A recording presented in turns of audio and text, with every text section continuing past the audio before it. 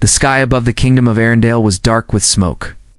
The sound of trumpets and crashing drums echoed across the land as the city shook under attack. On the walls of the capital, soldiers shouted orders to each other while arrows hissed through the air. The kingdom that had once been peaceful and proud now trembled in fear. Families crowded into the streets, holding their children while praying for safety. In the middle of this chaos was a young man named Daniel Hart. He was no knight covered in silver armor, no noble with banners carried beside him. He was the son of a farmer who once worked iron at the forge and plowed fields at dawn. When the war began, he had taken up a sword because his king and queen had called. He was ordinary in blood, but bravery flowed through him the way rivers cut through stone. As the battle had already lasted many days. Men were tired, food was running low, and the enemy pushed harder against the walls. On this night, the sound of wood breaking told them what all had feared. The enemy had broken through one of the gates. Fires rose high, lighting the gardens and halls of marble in a glow of red and orange. Soldiers fought and fell, the clash of steel louder than thunder. Daniel ran across the royal gardens where roses grew even in the shadow of war. Here he suddenly saw what froze his breath. A young woman in a white gown stood trapped among broken statues. Around her lay the bodies of royal guards who had tried to defend her. He knew her at once. It was Princess Eleanor, daughter of the Queen, the heir of Arendelle. She looked terrified, clutching a dagger too heavy and too unfamiliar for her hands. Enemy soldiers closed in on her like wolves circling prey. Daniel did not pause to count them, nor ask if anyone else could help. His heart pushed him forward before his mind even thought of the danger. He shouted with a voice broken by smoke and raised his sword. The fight that followed was brutal. Daniel struck like a storm, each swing wide and full of desperate strength. He was cut across the arm, then scraped across the cheek, yet he pressed forward. An enemy blade stabbed into his side, but he twisted, using his own body to shield the princess from every swing that came near her. His breath burned, his muscles ached, yet he refused to let his legs give way. Each time the enemy thought he was falling, Daniel roared again and struck harder. The princess stood behind him, frozen at first, then slowly realizing what this common man was doing for her.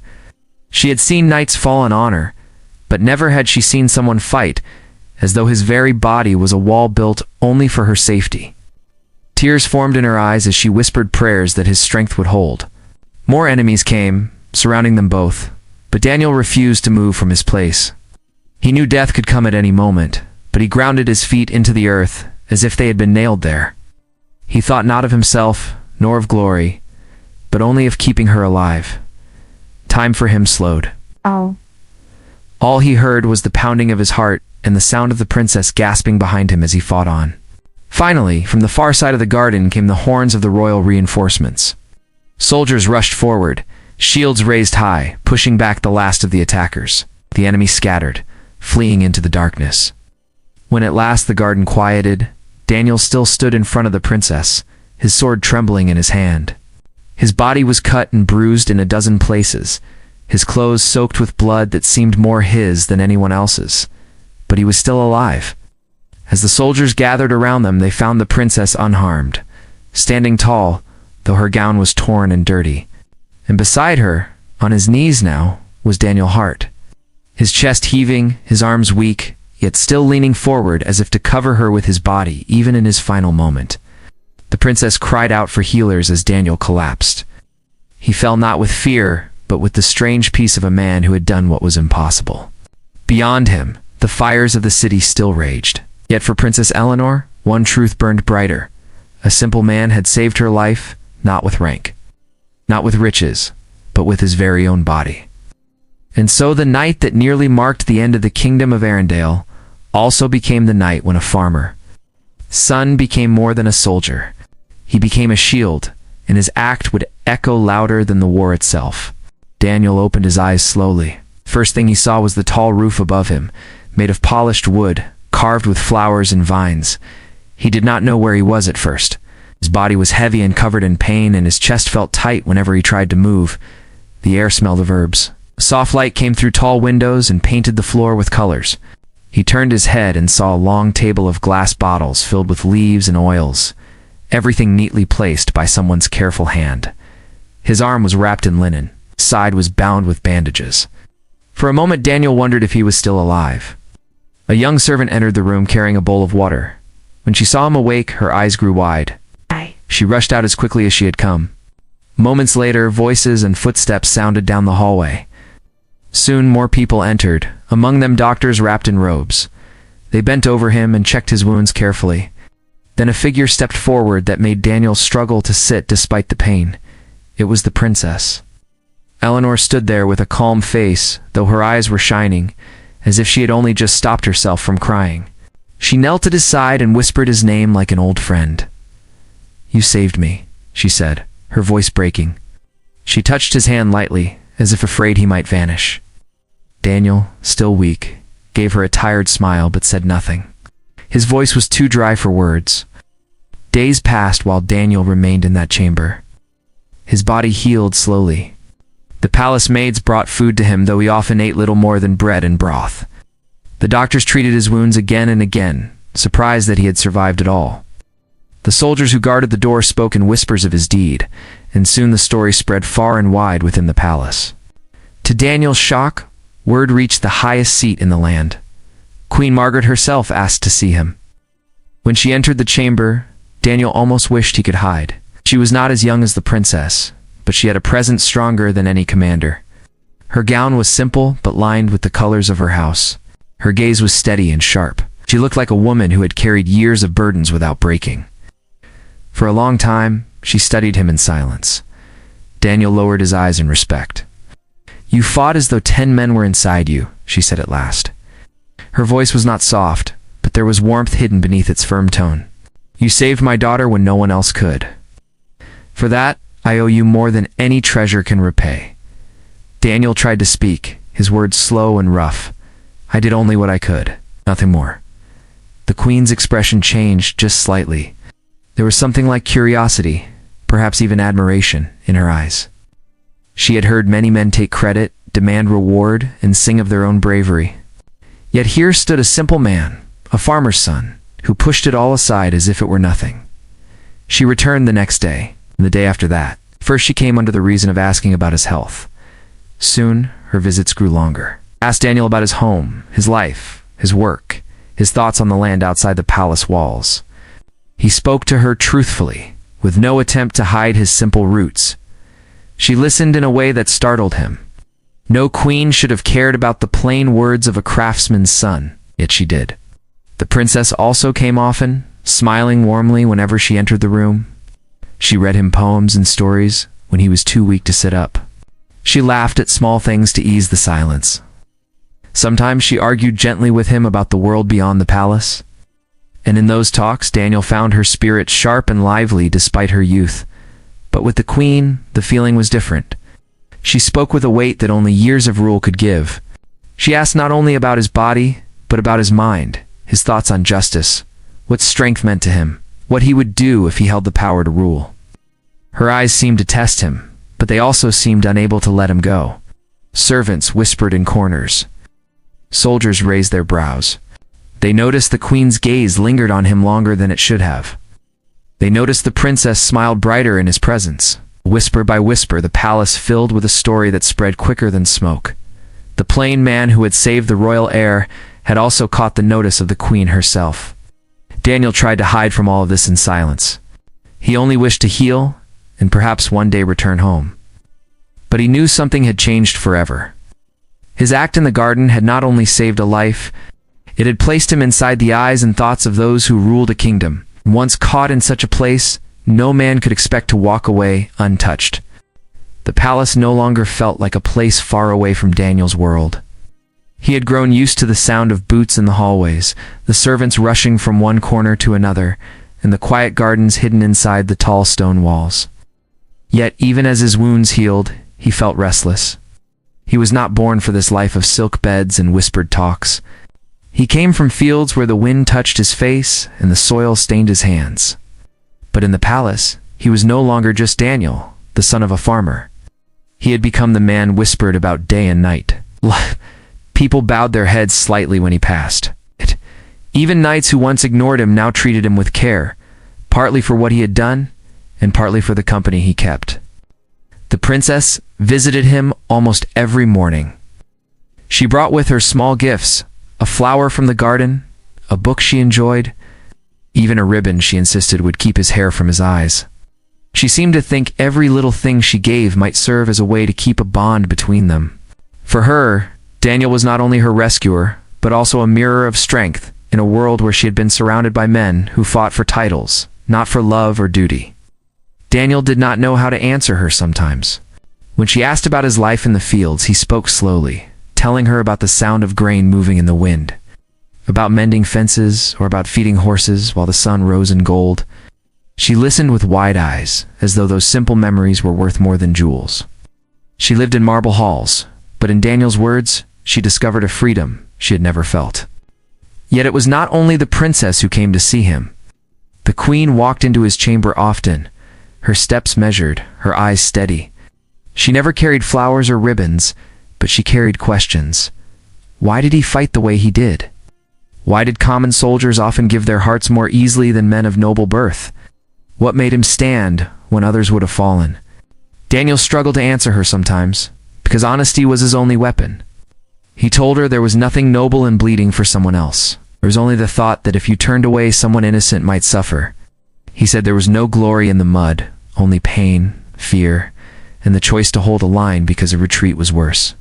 The queen listened without judgment, but her eyes deepened with strange warmth. It was not admiration only, it was something quieter and more dangerous. Something the walls of her heart had tried to keep hidden since the day she had lost her husband. Asked around him. She seemed to place aside her crown, if only for a few breaths. The court soon began to speak louder of what they saw. Servants told each other stories about the queen leaning too long by his chair, about the princess laughing brightly only when he was near. The nobles looked on with curiosity, some with envy, and some with open fear. A man with no name, no blood of lords, stood at the center of two forces greater than castles and armies. Daniel felt the weight of it pressing on his chest more than his healing wounds. He did not wish to hurt the princess, who treated him with the innocence of a girl who believed happiness was found in simple kindness. Nor could he turn his eyes from the queen, whose voice carried storms, and yet whose gaze rested on him, as though he were the only soul who dared stand equal in her presence. One evening, when the palace was quiet, and the sound of soldiers shifted only at the gates, Queen Margaret came to his chamber without her crown.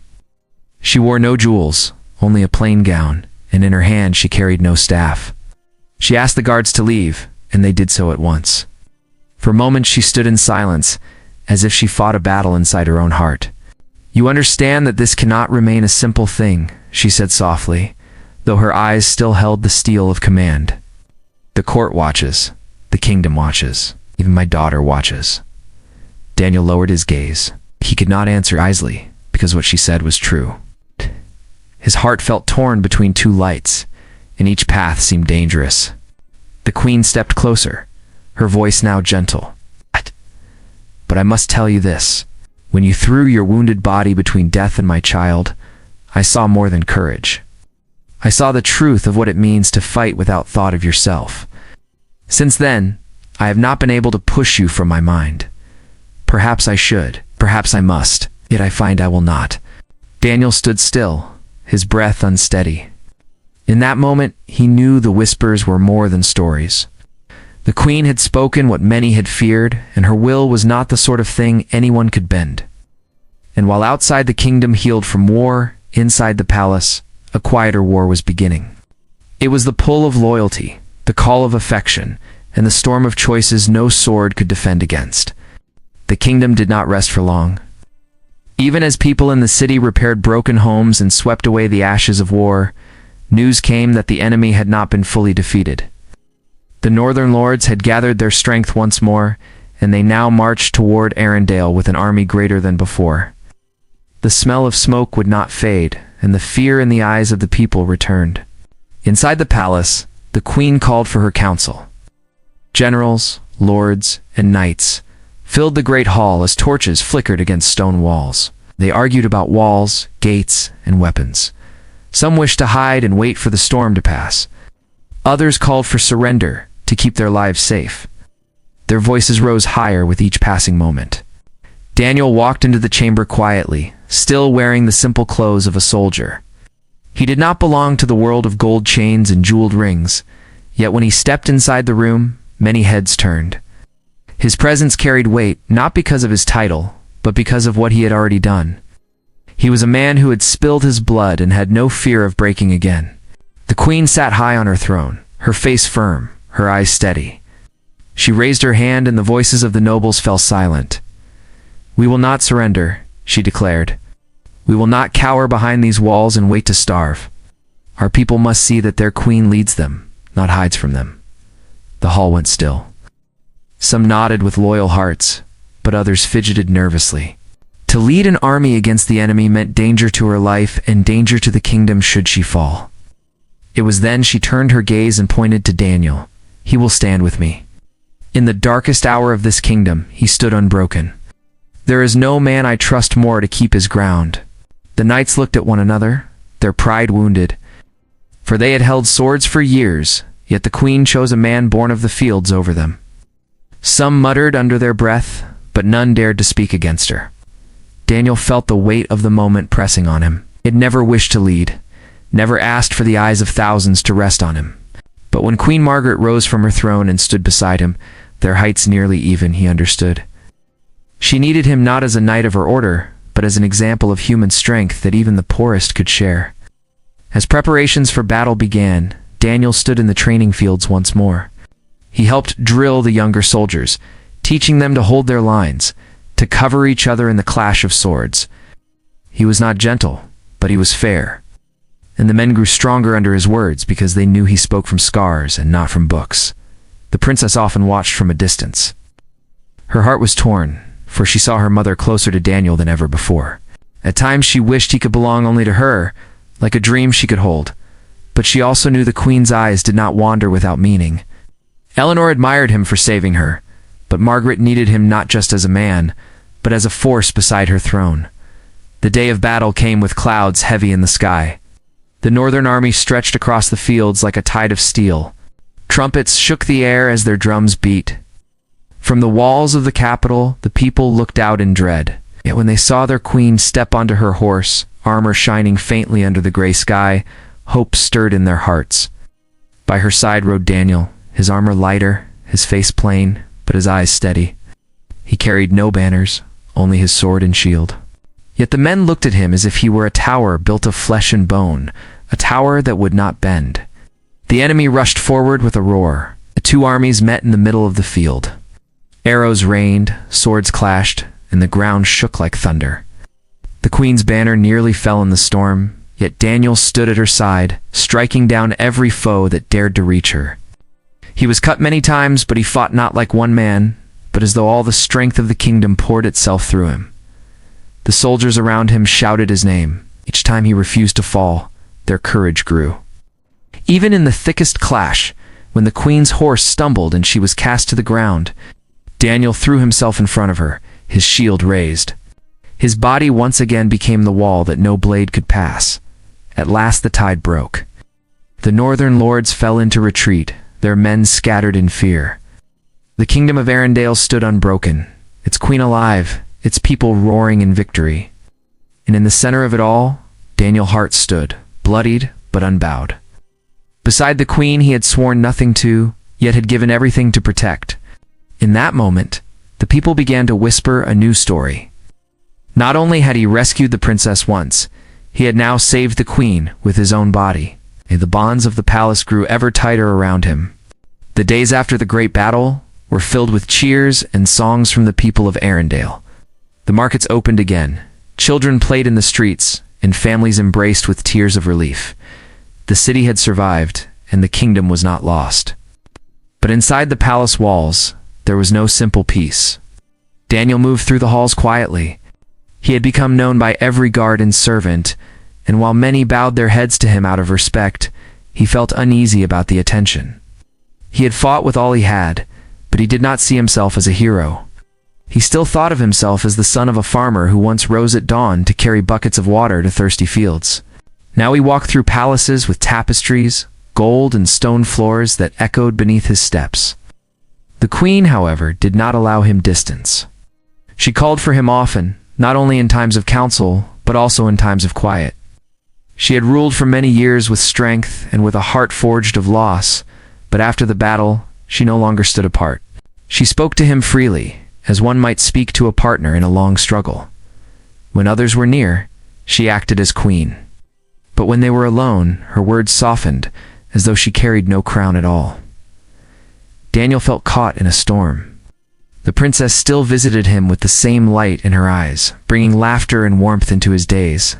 She treated him as though he were more than a soldier, as though he were already part of her own heart. But the queen's presence was stronger than whispers and stronger than hope. Margaret's voice carried power, and her gaze held a force that seemed to bind him in ways he could not escape. The palace court grew louder every day. Noble families whispered about the closeness between their queen and a simple man. Some feared he would soon be lifted above them. Others feared the scandal of it. But no whisper carried enough weight to break Margaret's will. When challenged by her advisors in private, she silenced them with a single truth: this man had not once failed her or her daughter. Not on the walls, not in the garden, not on the battlefield. One evening, a feast was held in honor of victory. The great hall rang with voices, music, and laughter that echoed across the stone.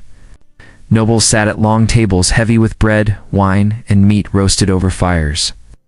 The princess sat near her mother, her smile bright, though her eyes often flicked toward Daniel. He stood near the hall's edge, as he always did, trying to keep himself apart. Yet the queen rose, her gown sweeping across the floor, and in front of all the lords of the land she walked toward him. The hall fell silent. Not even the music dared continue. She stood at his side, her presence filling the room. She lifted her hand and placed it on his shoulder for all to see. Her voice rang out calm, but with no space for doubt. This man saved this kingdom twice. He risked his blood for my daughter, placed himself before death to shield me. Without him, we would not be standing here in triumph. He is not only son of the soil, he is the backbone of this land. And I will not let him be forgotten, nor let him walk away from me. The words fell like stones into still water. There was no challenge, no reply. Even the nobles who muttered of scandal knew better than to rise against her will. The princess lowered her eyes, her young face pale, but she did not speak. Daniel stood frozen, the weight of the throne pressing on him through her touch. For the days that followed, no one doubted the queen's choice again. She called for him not just to guard her steps, but to advise her, to walk beside her in gardens, to sit by her in council. It was not a request. It was the act of a ruler who had set her mind upon something no force could move. Daniel still dreamed at night of fields, of the sound of wind on grass, of the smell of bread in his small village home.